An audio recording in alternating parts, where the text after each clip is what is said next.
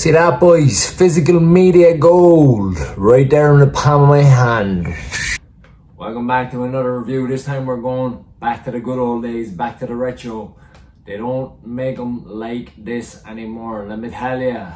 Jaws was directed in 1975 by Steven Spielberg. It's been 50 years since this movie came out. As part of the 50-year anniversary, they re-released it in IMAX recently, and I was lucky enough to go and get to see it. So let's get into it. So starting off with the story, Jaws follows a larger-than-life great white shark who begins to terrorize Amity Island, and a very unlikely trio have to team up to try and defeat the beast. The first character of this unlikely trio is Chief Brody, played by Scheider. He's just a small-town cop, small-minded cop, who's thrown into this world of sharks, and he's just trying to protect the town and the family. He's also afraid of water, which adds a lot of humour to his character, especially in the latter half of the movie.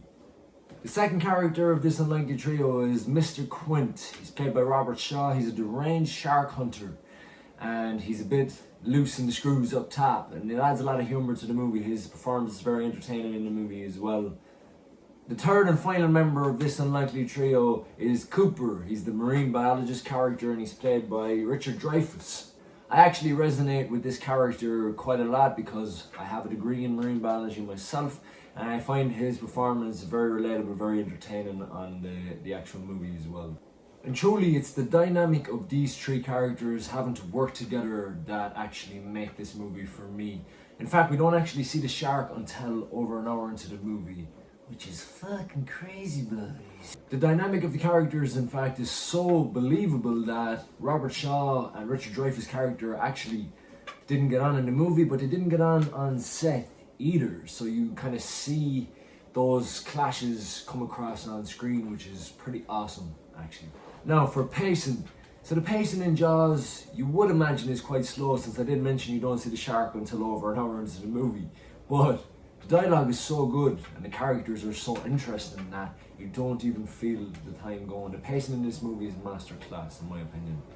For Jaws story and pacing, 5 out of 5. Easy money. Visuals and direction. This movie is 50 years old and it looks better than half the shit we get these days. I went to see this in IMAX, as I was saying, pretty recently. I'd never seen it in IMAX before, and it's like watching a whole different movie compared to watching it on a TV. The way that Steven Spielberg directs every shot, he puts so much care and attention into it, and it makes you drool. That's how ridiculous the filmmaking is in this movie. The next thing, Bruce, the shark. How does he hold up after 50 years? Well, he is a big robotic shark, but the way that he's directed, you really don't notice it much. I mean, it is a bit funky on the face sometimes, but it really doesn't take too much from the movie. He still looks better than half the CGI shit we get today. So, for me, 5 out of 5 for visuals and direction for Jaws. Absolutely easy, man. Lastly, score and sound. I'm not even going to waste too much of your time here. Everyone's mother, everyone's sister, everyone's grandmother, they know what the music is in Jaws. So, just for that alone, 5 out of 5. Iconic.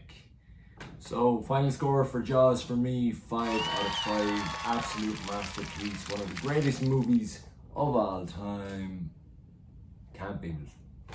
Fairly well and a Jew, me fair Spanish lady. If you like these movie reviews, you want to see more, you want to see more retro good shit, like, follow, subscribe. Don't be a nice guy.